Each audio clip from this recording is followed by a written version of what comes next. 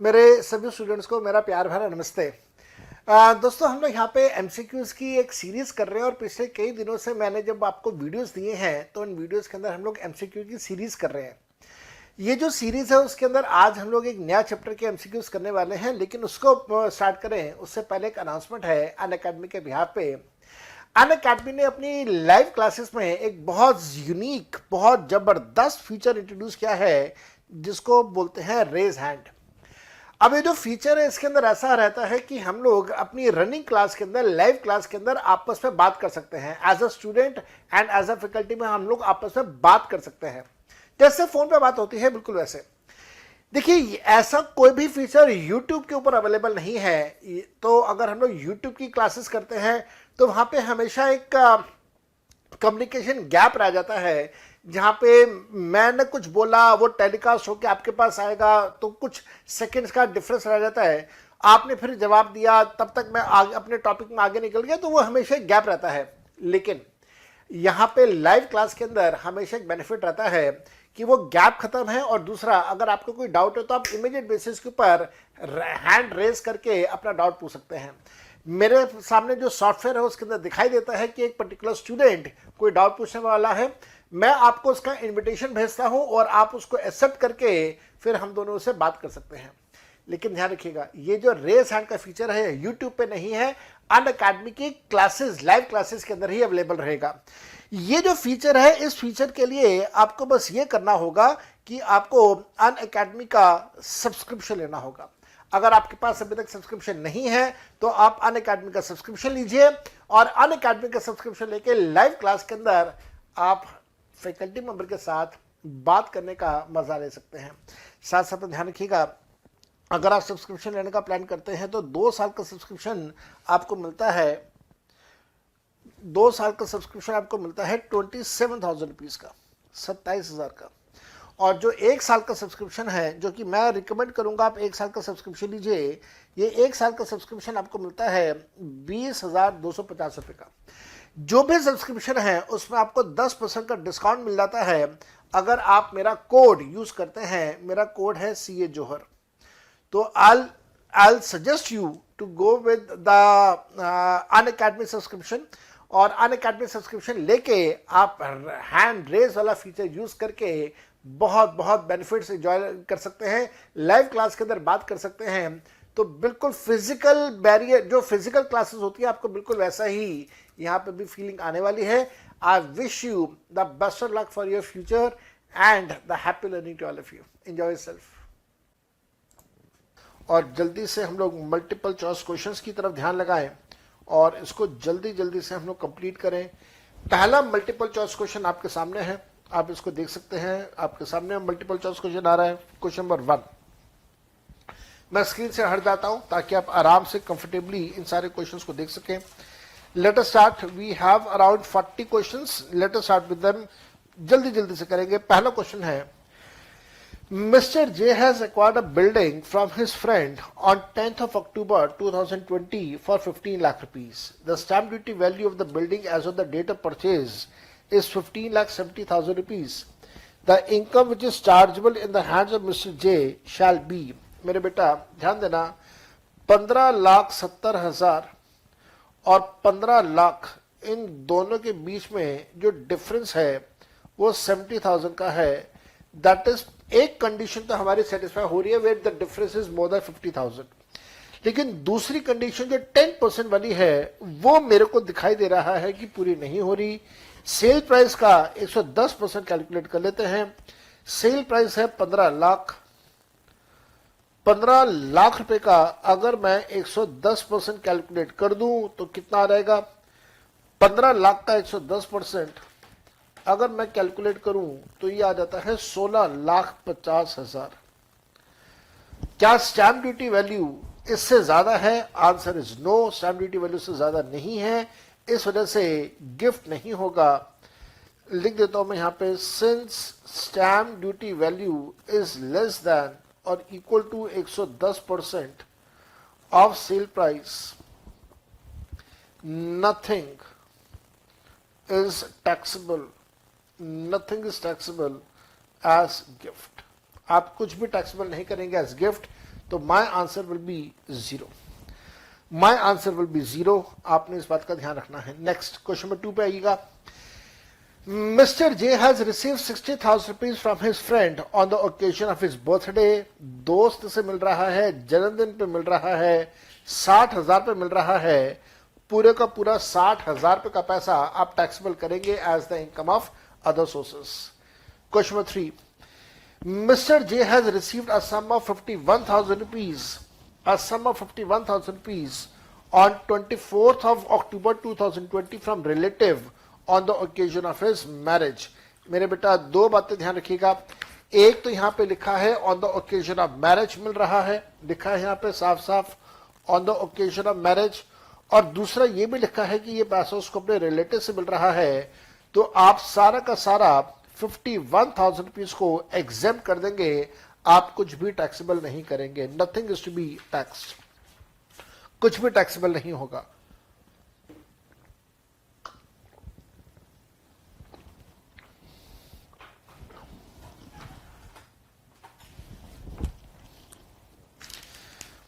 हाँ जी, let us move on, let us move on. तो हमारे पास आंसर्स आ रहे हैं, उसके बाद क्वेश्चन नंबर 4 पर जाता हूं मैं। Mr. J has received a sum of 75,000 rupees on 24th of October 2020 from his friend on the occasion of marriage anniversary। 75,000 rupees है, ओकेजन है मैरिज एनिवर्सरी का, पैसा मिल रहा है फ्रेंड से, पूरे का पूरा 75,000 rupees will be chargeable to tax. Next question number 5, Mr. J has received a gift of 35,000 rupees on 30th August 2020 from each of his 3 friends. याद रखिएगा 35,000 रुपीज है, ईच ऑफ 3 फ्रेंड्स है, तो 35,000 को अगर मैं 3 से मल्टीप्लाई कर दूं तो कितना अमाउंट आता है, 35 मल्टीप्लाई बाय 3 आता है 1,05,000 रुपीज, 1,05,000 रुपए। तो 1,05,000 रुपए will be fully taxable. Question number 6, Mr. J has received a cash gift of 2 lakh rupees on the occasion of his marriage। बात खत्म होगी भाई साहब यहीं पे। ओकेजन ऑफ मैरिज पे आपको 2 लाख रुपए का कैश गिफ्ट मिल रहा है, सारा का सारा पैसा एग्जेम्प्ट होगा, टैक्सेबल नहीं होगा। उसके बाद वो कहता है it includes a gift of from a non relative 80,000 rupees, ये भी एग्जेम्प्ट होगा। His income by way of lottery winning is 3 lakh rupees on which TDS of 30% has been done। What would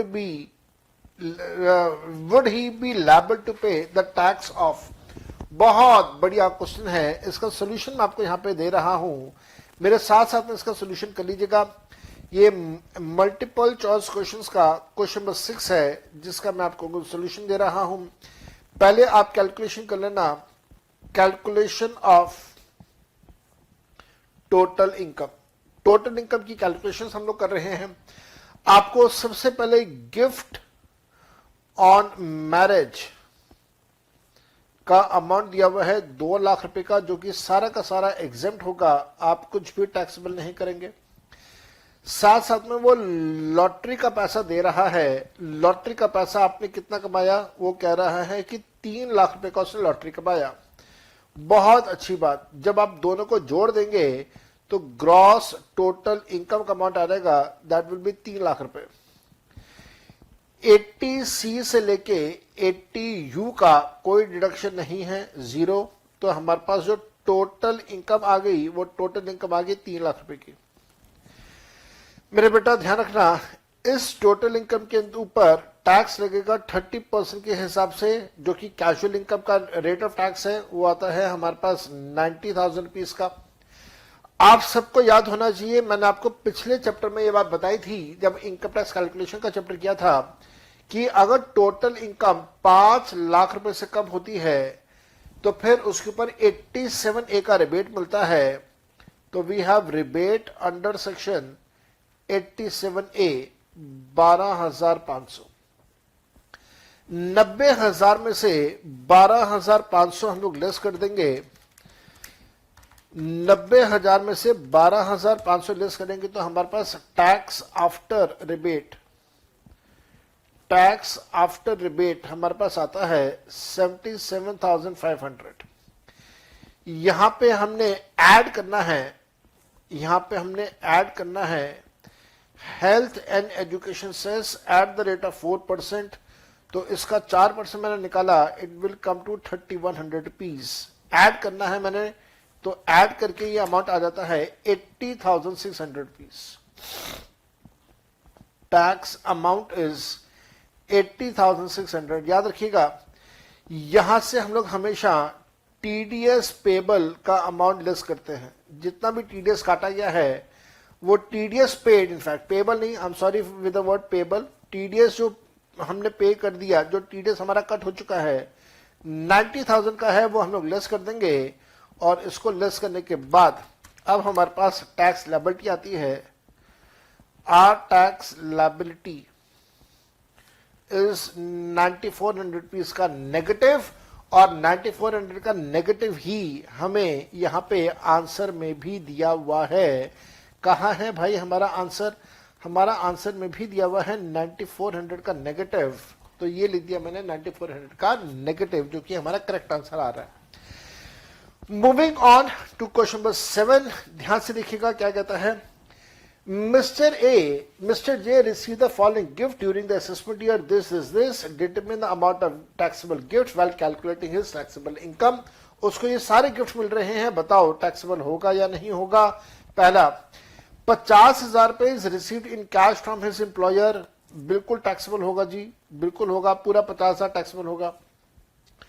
1 lakh रुपए in cash from mother's sister, mother's sister का मतलब हो गया मासी या मौसी, आप जैसा भी प्रोनाउंस करते हैं।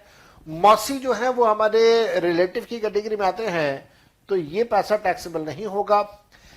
1 lakh rupees in cash from his friend on the occasion of his marriage, again बेटा on the occasion of marriage है, एग्जेम्प्ट होगा। एंड देन कहता है 60,000 rupees in cash in form of a scholarship from a registered charitable trust, तो charitable trust से मिलने वाला जो भी गिफ्ट है ये भी एग्जेम्प्ट होगा, टैक्सेबल नहीं होगा। आपसे पूछा गया आंसर कितना है, अब मेरे हिसाब से यहां पे आंसर जो होगा वो होगा 50,000 rupees.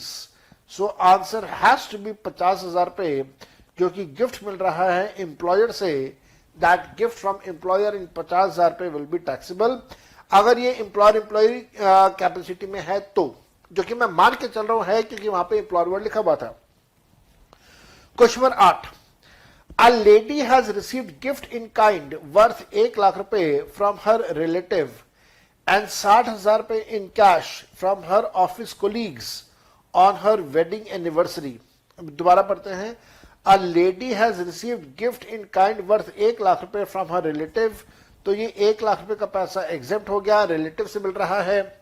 And 60,000 rupees in cash from her tax और from her office colleagues on her marriage anniversary, तो ये 60,000 रुपए का पैसा टैक्सेबल होगा। The amount of gift taxable would be 60,000 rupees, जो उसको अपने कोलीग से मिल रहा है वो टैक्सेबल हो जाएगा। Question number 9, mister J has acquired a motor car for 3 lakh rupees from his friend a non relative when the market value of the motor car was 5 lakh रुपए। The amount liable to tax in the hands of Mr. J for the transaction will be 0. याद रखिएगा, motor car is not regarded as a capital asset, and hence not a movable asset. And hence not a movable asset. तो वो capital asset नहीं है, वो movable asset नहीं है, इस वजह से टैक्सेबल नहीं होगा। 9th का answer is D. Question number 10, GGC Private Limited is closely held company and has received from Mr. J the shares of another closely held company.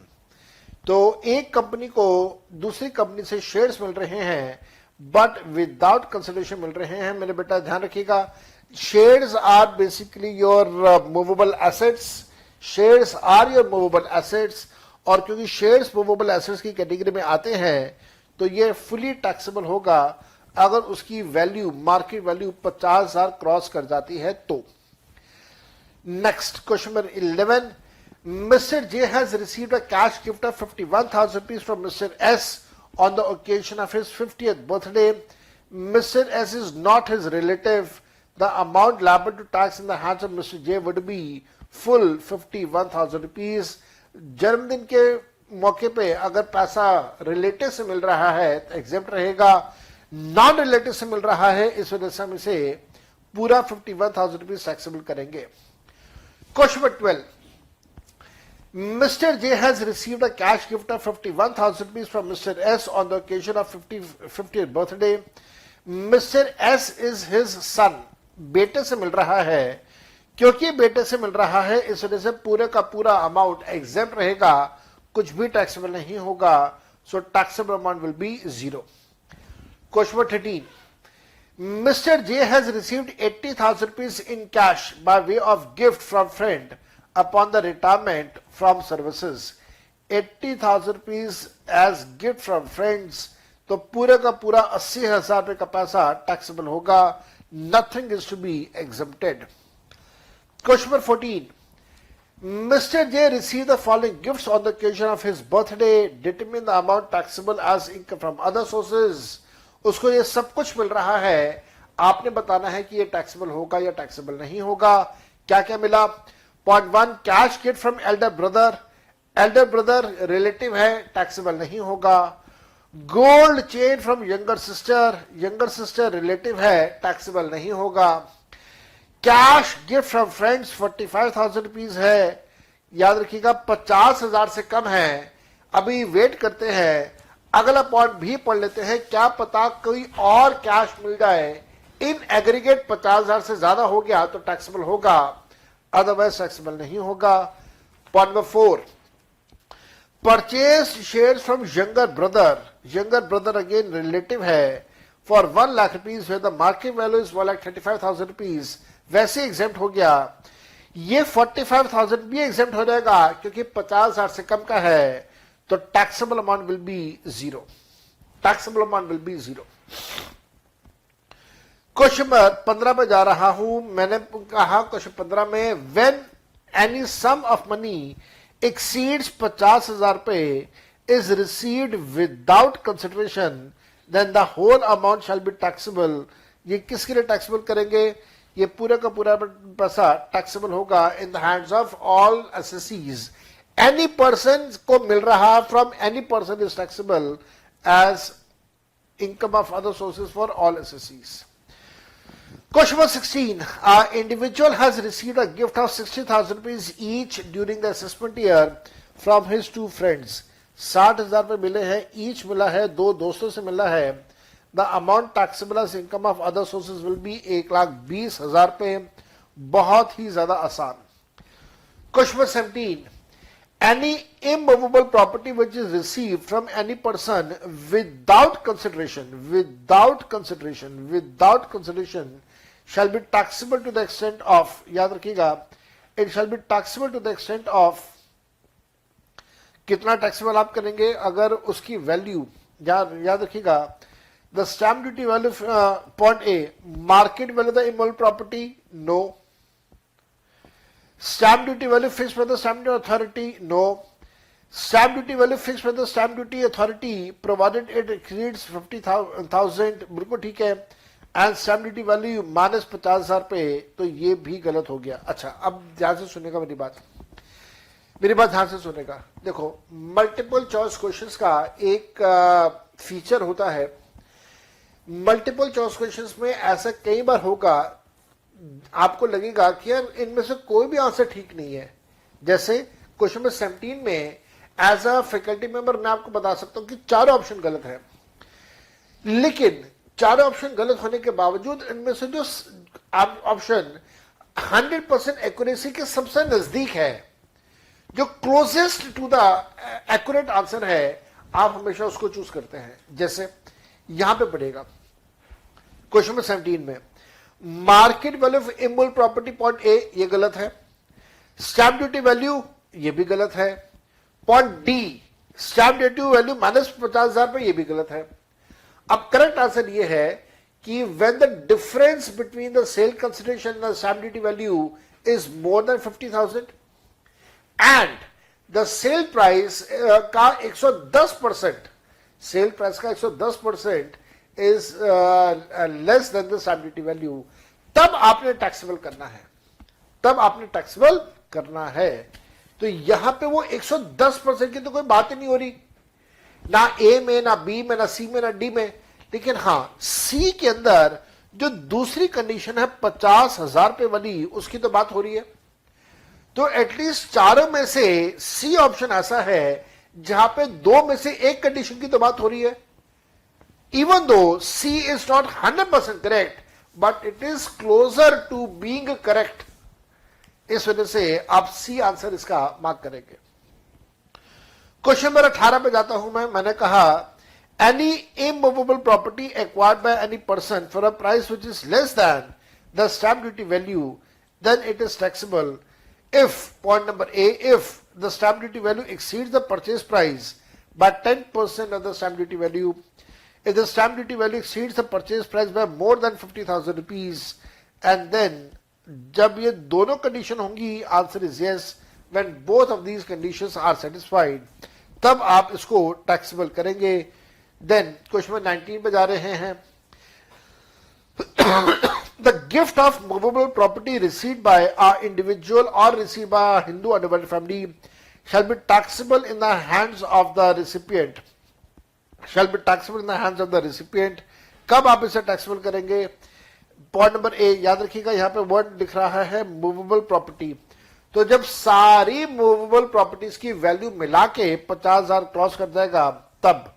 तो if the aggregate value of all such specified movable assets exceeds 50,000 रुपए per annum है, इस बात का ध्यान रखिएगा। तो point A is correct answer, फिर बाकी देखने की हमें जरूरत भी नहीं है। Next question number 20। Gift whether in cash और in kind which is received from an individual on the occasion of his और her marriage shall be, it will be fully exempt. It shall be fully exempt, कहां है fully exempt? तो ये तो fully exempt है question number 20 में। Fully exempt even if it is received from relatives और non relatives and even if the value is more than 50,000 rupees. Question number 21। Gift exceeding 50,000 rupees which is received by the Hindu undivided family from the relative, relative से मिलने वाला पैसा from the relative of the member of the Hindu undivided family shall be, याद रखिएगा, relative of a member of a HUF, member of HUF से मिलेगा तो वो exempt है, अगर relative से मिलेगा तो वो पैसा fully taxable है। उस केस में आपने किसी प्रकार का कोई exemption नहीं देना है। member से मिलेगा exempt, member के रिश्तेदार से मिलेगा taxable। 22. A gift exceeding 50,000 rupees is received by Mr. J from his spouse Mrs. J shall be, spouse का मतलब है relative, wife, wife से मिलने वाला पैसा always fully exempt, never to be taxed। 23. A gift received by HUF from the member shall be, member से मिलने वाला गिफ्ट जो है वो fully exempt होगा, कभी भी taxable नहीं होगा। 24. A gift of immovable property which is received by an individual from unrelated person shall be, याद रखिएगा immovable property है आपको unrelated person, that is unrelated का मतलब हो गया यहाँ पे नॉन रिलेटिव की बात कर रहे हैं। अगर आपको नॉन रिलेटिव से immovable प्रॉपर्टी मिल रही है तो उस केस में वो टैक्सेबल होगा अगर उसकी स्टैम्प ड्यूटी वैल्यू का जो डिफरेंस है वो 50,000 पे क्रॉस कर जाता है। इमूवेबल है, याद रखिएगा। Fully taxable if the stamp duty value of such property exceeds 50,000 rupees. हालांकि ये वाला पॉइंट भी एक बहुत अच्छा तो नहीं है और स्टैम्प ड्यूटी वैल्यू की भी बात हम लोग नहीं करते हैं यहाँ पे। तो 24 के अंदर तो भाई कुछ भी मेरे को ठीक नहीं लग रहा है। आप एक काम कीजिएगा, 24 जो है इस 24 को यहां पे इमूवेबल की जगह आप मूवेबल कर दीजिए। ये जो इमूवेबल लिखा हुआ था make it movable, write it as movable. और अगर आपकी बुक के अंदर मैंने ऑलरेडी करेक्शन कर दिया है, अगर आपकी बुक के अंदर ऑलरेडी मैंने करेक्शन कर दिया है तो फिर आप कुछ मत कीजिएगा, ये मूवेबल ही रहने दीजिए, ये मूवेबल एसेट कर दीजिए instead of immovable. You mark it as movable अगर आपकी बुक में करेक्शन नहीं है तो, और करेक्शन हो चुका है तो भाई फिर आप इसे इग्नोर कर ही देना। अगर तो ये मूवेबल प्रॉपर्टी है जो कि आपको मिल रहा है किसी अनरिलेटेड पर्सन से, तो आप क्या करेंगे? तो यहां तो फिर और गड़बड़ हो जाएगी भाई, क्योंकि यहां पे स्टैंप ड्यूटी की वैल्यू हो रही है। तो आप बेटर ये रहेगा इसे आप इमूवेबल ही रहने दें। अगर आपकी बुक में इमूवेबल है तो ठीक है, मूवेबल मत कीजिएगा, और इसको मार्क कर दीजिए as none of the above. D point mark कर दीजिएगा नन ऑफ द अबव, क्योंकि इमूवेबल में 10% वाली कंडीशन भी है, 50,000 वाली कंडीशन भी है, और 50,000 जो है वो डिफरेंस की कंडीशन है, ना कि स्टैंप ड्यूटी वैल्यू की कंडीशन है।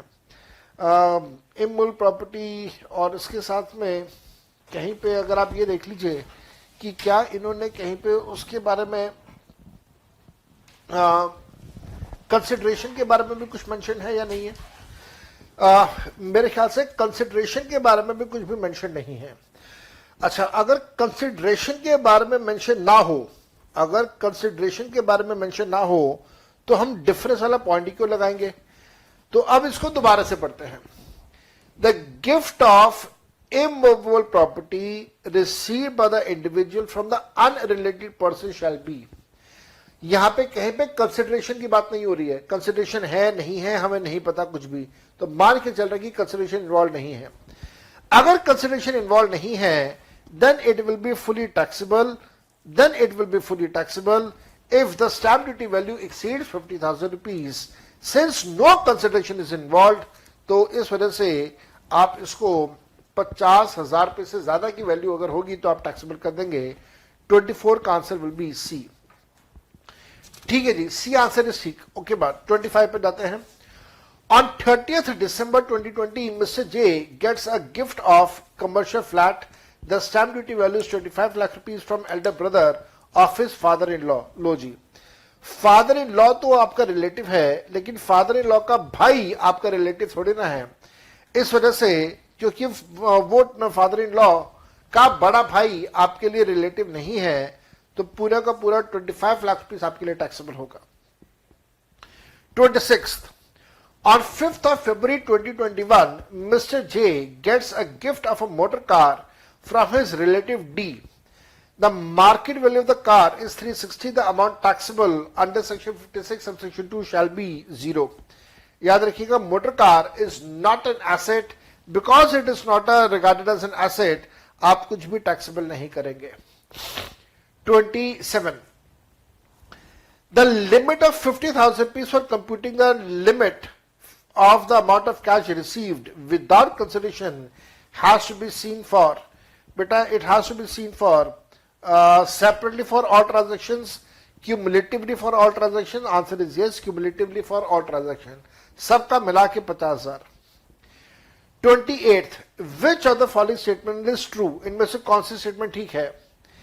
Money received as gift shall be taxable in the hands of recipient if it exceeds 50,000 rupees. ठीक बात है। Stamp duty value of the immovable property if it is given without consideration and the stamp duty value exceeds 45,000 rupees, तो ये गलत है। Market value if it exceeds 40,000 rupees, ये भी गलत है। None of the above भी गलत है, तो आंसर इज 28 का A। 28 का A is correct answer। 29th, movable property shall be taxable in the hands of the recipient if, movable property को आप taxable करेंगे if, ये taxable कब होगा? if it has been received without consideration and the market value exceeds 50,000. okay, it has been received for the consideration and the difference between the fair market value and the consideration exceeds 50,000. yes, तो both are correct. Any of the above are correct, both are correct, दोनों statement ठीक है। 29 का answer है सी। 30th, in which of the following cases the gift received is not taxable? कौन से case में gift का पैसा टैक्सेबल नहीं होगा? Then we have gift receive from non relative, ठीक है जी, टैक्सेबल नहीं होगा। Gift receive on the occasion of marriage, ये भी ठीक है जी, टैक्सेबल नहीं होगा। Gift receive in contemplation of death of the pair और द डोनर, ये भी बिल्कुल ठीक है। तो माय आंसर इज 30th का D, all of the above are correct answers. 31. Which of the following are relative of an individual for the purposes of section 56 subsection 2? इनमें से कौन कौन रिलेटिव है? स्पाउस रिलेटिव है, बिल्कुल है, spouse is relative. Next, brother और sister भी रिलेटिव है, ब्रदर और sister other the parents of the, ये भी रिलेटिव है। All of the above is the correct answer. 32. Which of the following movable property is not taxable under section 56 subsection 2 when transferred without consideration? Answer should be cars. Cars are not regarded as an asset, not to be taxed. Any work of art or bullion is not movable property for purpose of section 56 subsection 2. Discuss the validity. 100% incorrect. Work of art and bullion को उस definition में cover किया गया है। They are capital assets, they are to be taxed. 34. In computation of limit of 50,000 rupees for the taxability of the immovable property received without consideration, dash transaction shall be considered. मेरे बेटा ध्यान रखिएगा, immovable property है तो हम immovable property का single transaction का amount check करते हैं, पर ट्रांजेक्शन का अमाउंट चेक करते हैं। 35. Mr. Johar has received 3 gifts from his 3 friends, 55,000 rupees in cash, taxable होगा। Land with a market value of 5 lakh rupees, the value for the purpose of stamp duty value is 4 lakh rupees। तो 4 लाख और उसका जो amount आ रहा है, market value कितनी है? 5 लाख, और ये तो फ्री में मिल रहा है मेरे ख्याल से, तो भाई डेफिनेटली ये भी 4 लाख रुपए, ये भी टैक्सेबल होगा। याद रखिएगा, स्टैम्प ड्यूटी वैल्यू टैक्सेबल होगा, 4 लाख रुपए टैक्सेबल होगा, यहां पे पूरा 55,000 रुपीज टैक्सेबल होगा। Jewellery with a market value of 3 lakh rupees, हाँ ये भी टैक्सेबल होगा। What is the amount taxable as income from other sources? तो भाई मेरे ख्याल से 4 + 3 is 7, 7 + 55 is 755, 7,55,000 rupees should be taxable। 36. Mr. J received a gift of 45,000 rupees in cash from his friend. The amount taxable in the hands of Mr. J will be none of the above. The amount taxable in the hands of none of the above. किसी के लिए भी नहीं taxable होगा, सिर्फ 45,000 है. It is not to be taxed for anybody. Next, Mr. J received a gift of 50,000 rupees in cash from his friend. The amount shall be taxable in the hands of, again ध्यान देना, exact 50,000 रुपए है तो taxable किसी के लिए भी नहीं होगा, 50 से ज्यादा है तो टैक्सेबल होगा, अदरवाइज टैक्सेबल नहीं होगा। 38. Mr. J has received a gift of 1,50,000 rupees in cash from his mother's sister. Mother's sister, that is मौसी। मौसी से आपको 1.5 लाख रुपए मिल रहा है, रिलेटिव से मिल रहा है, ये अमाउंट टैक्सेबल किसी के लिए भी नहीं होगा। The amount shall be taxable in the hands of none other above, किसी के लिए भी टैक्सेबल नहीं होगा, नन अदर अबव। चलिए नेक्स्ट ध्यान से देखिएगा, नेक्स्ट ध्यान से देखेंगे। It is not to be tax for anybody. Next, Mister J has received a gift of 1,50,000 रुपए in cash from his cousin brother. The amount shall be taxable for Mister J. आपने से mister J के income में add करना है, शैल be taxable. Mister J has received a gift of 1,50,000 रुपए in cash from his grandfather. Grandfather से मिल रहा है पैसा, 50,000 से ज्यादा है, ये 100% एग्जेप्ट होगा, कुछ भी आप टैक्सेबल नहीं करेंगे। It is be exempt from tax since it is received from a relative. 41. A watch has been gifted to an individual which has a market value of 1 lakh rupees. The market value of the watch, याद रखिएगा, watch is not a movable asset as per that definition. It is not to be taxed because it is not covered within the definition of movable asset. आप इसे taxable नहीं करेंगे। Answer है B.